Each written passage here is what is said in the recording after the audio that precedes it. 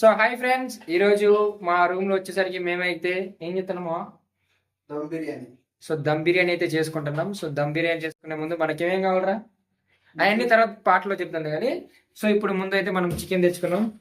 మా చెఫ్ ఈయనే హాయ్ చెప్ హాయ్ చెప్పరా. అయితే కూరగాయలు అయితే కోస్తున్నాడు. ఫస్ట్ ప్రవీణ్ ఇటు చూడరా, ఏం కొత్తన్నావు చెప్పురా. ఆనియన్స్ అంట. ఇంగ్లీష్ అంటే మా వాడు చిన్నప్పటి నుండి కొంచెం ఇంగ్లీష్ మీడియం. వాడు ఇంగ్లీష్లో వాడు ప్రాంతంలో అయింది. వీళ్ళు ఎన్నిసార్లు కడుక్కోండి చికెన్? ఇందులో బ్లడ్ మొత్తం పోయేంత వరకు 2 సార్లు కడుక్కుని సరిపోద్ది. మొత్తం పోవాలంటే శుభ్రంగా ఉప్పు వేసుకుని కడుక్కుంటే ఇంకా మంచిది. ఇప్పుడు మన దగ్గర ఏమేమి ఉన్నాయి సామాన్లన్నీ పెట్టి ఫస్ట్ ఏమేమి కావాలో మనకి. ముక్కలు ఎత్తాను మావాడు.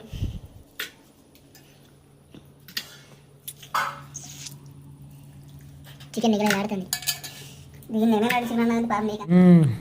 మావాడు అన్ని సామాన్లు మొత్తం పక్క పెడతాడు. నల్లయాలకులు అంటారు కదా, అవి ఒక 2-3 ముక్కలు సరిపోతుంది. 1 కేజీ చికెన్ వరకు సరిపోద్ది. తర్వాత కారం ఒక 2 లేదా 3 స్పూన్లు. 1 కేజీ చికెన్ కాబట్టి ఒక 3-4 స్పూన్లు తీసుకుంటే మసాలా అంటుకున్నాడు కొంచెం ఘాటు అయితే మనకు తగులుతుంది. తర్వాత జీలకర్ర పౌడరు, మనకి బ్యాచిలర్ రూమ్ కాబట్టి స్పూన్స్లు ఇవన్నీ అవైలబుల్ ఉండదు కాబట్టి ప్యాకెట్తో మనకి తగినంత ఒప్పుకుంటున్నాం.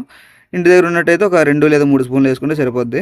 నెక్స్ట్ గరం మసాలా ఒక 3-4 స్పూన్లు గరం మసాలా. మనకి మసాలాది చక్కగా అంటుకోవాలి కాబట్టి చికెన్కి ఒక 3-4 స్పూన్లు వేసుకోండి సరిపోద్ది. తర్వాత పసుపు ఒక 1/2 స్పూన్ వేసుకుంటే సరిపోద్ది, ఎక్కువ కూడా అవసరం పడదు. ఒక 1/2 స్పూన్ పసుపు వేసుకుంటే సరిపోద్ది.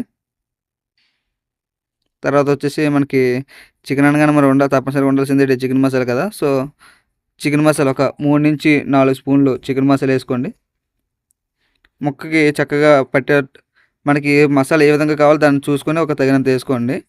అదేవిధంగా బిర్యానీ మసాలా సామాన్లు ఉంటాయి కదా, దాల్చిన చెక్క, ఇవి కూడా అవి ఒక దాల్చిన చెక్క 2 లేదా 3 వేసుకోండి సరిపోద్ది.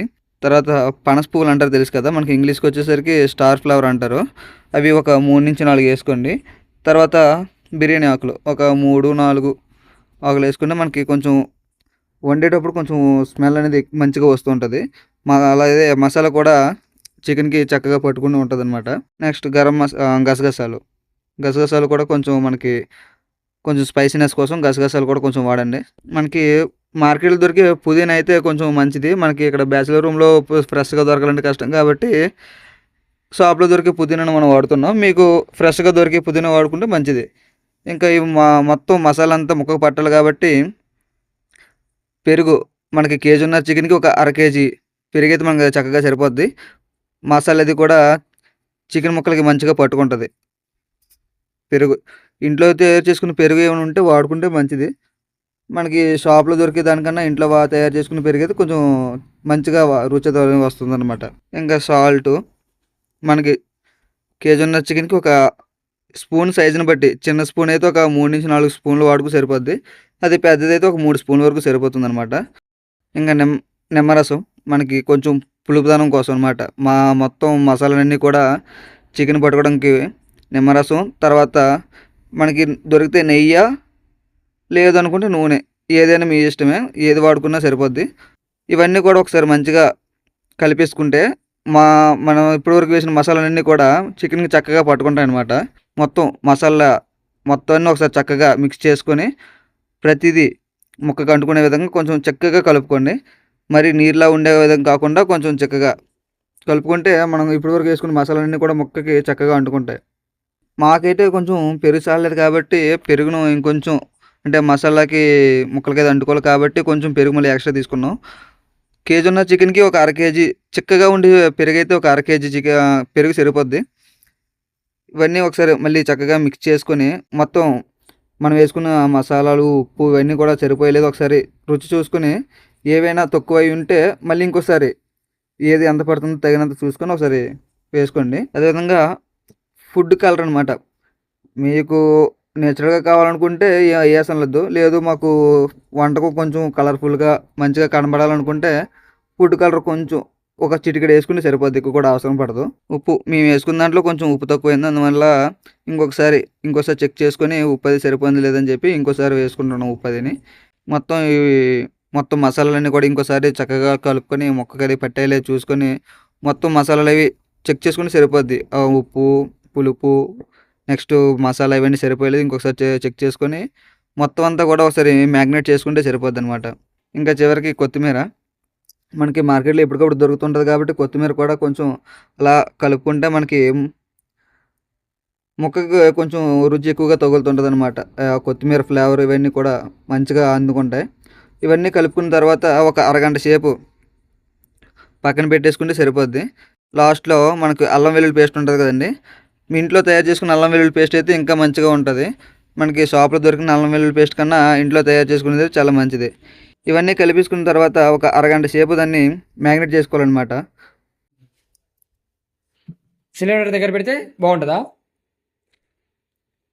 షాప్లో తెచ్చుకున్న రైస్ని ఒక గ్లాస్తో కొలుచుకొని ఎంత వచ్చిందో చూసుకొని, మనకి కేజీ ఉన్న చికెన్ కాబట్టి ఒక 2 కేజీల రైస్ వరకు మనకు సరిపోద్ది. సో రైస్ని ఒక కడిగేసుకొని ఒక పక్కన పెట్టేసుకోండి. ఇప్పుడు ఏం చేయాలి? బాగా కరగాలి. మొత్తం బియ్యం అంతా ఒకసారి కడిగేసుకున్న తర్వాత ఒక అరగంట సేపు నానబెట్టుకోండి. ఈలోపు మనం బిర్యానీ చేసుకోవడం కోసం మాకు ఇక్కడ 2 సామాన్లు అంటే పెద్ద సామాన్లు లేవు కాబట్టి 2 చిన్న చిన్న పాత్రలు తీసుకోవాల్సి వచ్చింది. 2 పాత్రలకి సరిపడగా వాటర్ వేసుకొని బియ్యాన్ని మనం కడిగేసి ఒక పక్కన నానబెట్టుకోండి ఒక అరగంట సేపు. ఈలోపు మనకి బిర్యానీ ఉడకడానికి కావాల్సిన వాటరు, అందులోకి కావాల్సిన సామాన్లు కూడా మనం రెడీ చేసుకుని పెట్టుకుందాం. ఈలోపు బిర్యానీని వండడానికి 2 పాత్రల్లో చక్కగా వాటర్ తీసుకొని, వాటర్ కొంచెం త్వరగా బాయిల్ అవ్వడం కోసం, అదేవిధంగా రైస్ కూడా విడివిడిగా అందుకోవడం కోసం ఆయిల్, 2 వాటికి సరిపడగా బిర్యానీ మసాలా సామాన్లు, ఆకులు, నెక్స్ట్ పనస పువ్వు, దాల్చిన చెక్క. రైస్కి కొంచెం మసాలా తగలాలి కాబట్టి మనకి వీటితో పాటు యాలకులవి కూడా ఒక 2-3 వేసుకుంటే మంచిది. మనకి అవైలబుల్గా లేవు కాబట్టి మనకు ఉన్న వాటిలో అడ్జస్ట్ చేసుకొని వండుకుంటున్నాను.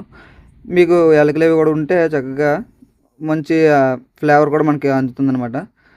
నెక్స్ట్ ఇవి మొత్తం అంతా వాటర్ అంతా బాయిల్ అయ్యేంత వరకు వెయిట్ చేసి రైస్ని మనం అందులో వేసుకోవాలి. ఇంకా మొత్తం అంతా వాటర్ కూడా మనకి బాయిల్ అయిపోయింది.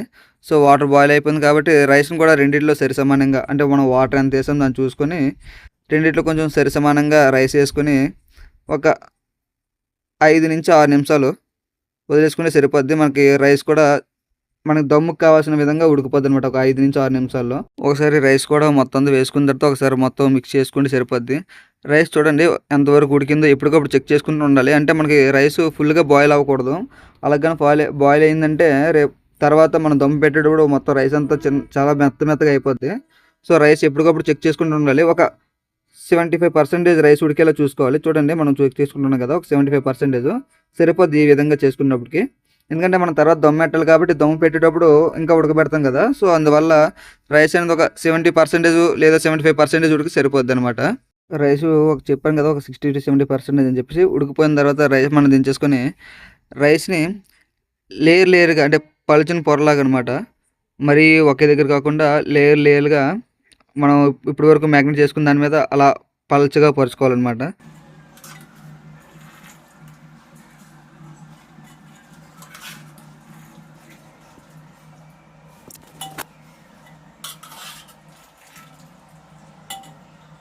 రెండు మూడు లేయర్లు వేసుకున్న తర్వాత దీని మీద కొంచెం మంచిగా మనకి ఇంట్లో తయారు చేసుకుని బిర్యానీ మసాలా అయినా పర్లేదు, లేదు మన షాపులో తెచ్చుకుని బిర్యానీ మసాలా అయినా పర్లేదు.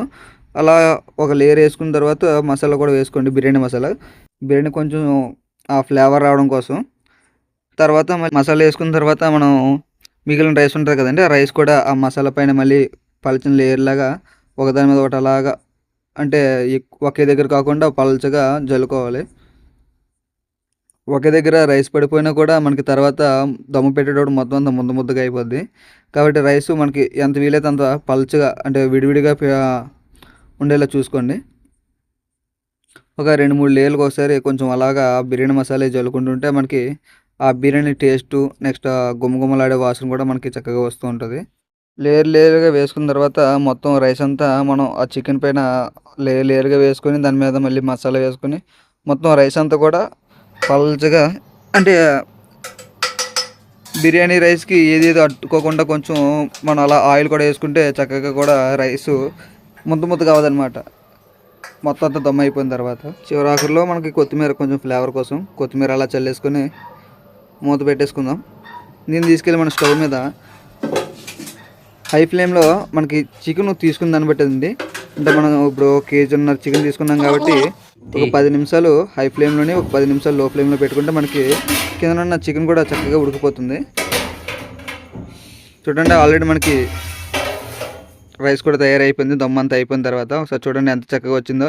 దేనికి అది రైస్ అది అంటుకోకుండా మనం కలుపుకునేటప్పుడు కూడా మయం నుంచి కలుపుకోకుండా ఒక పక్క నుంచి కలుపుకుంటే రైస్ అనేది ముక్కలవ్వకుండా ఉంటుంది అనమాట. మనకి రైస్ చిన్న చిన్న ముక్కలుగా కాకుండా ఉంటుంది అనమాట. చూడండి దమ్ము కూడా మనకి పీసు చక్కగా ఉడికిపోయి ఉంటుంది. చూసారా మనకి ఎంత క్రిస్పీగా మంచి మసాలా అది కూడా మనకి ముక్కకు అంటుకుంది. చూడండి మీకు చూస్తేనే అర్థమవుతుంది దమ్ అనేది ఎంత చక్కగా వచ్చిందో. ఇంకా తింటే ఆ టేస్ట్ ఎలా ఉంటుందో మీరే చూద్దరు. కానీ మా ఫ్రెండ్స్ అందరినీ ఒకసారి ఎలా ఉన్నారో చెప్తారు వాళ్ళే. సో ఫ్రెండ్స్ ఈరోజు మా బిర్యానీ దమ్ బిర్యానీ అయితే అయిపోయింది. సో ఇప్పుడు అయితే ఆల్రెడీ మామూలు తిన్నాను అయితే స్టార్ట్ అయితే చేశారు ఆకలితోటి. సో ఆయన పేరు వచ్చేసరికి Teja Balaji, chef cooking cutting master Praveen. So ఇప్పుడు మనం అయితే ప్లేట్లో అయితే పెట్టుకుందాం బిర్యానీ.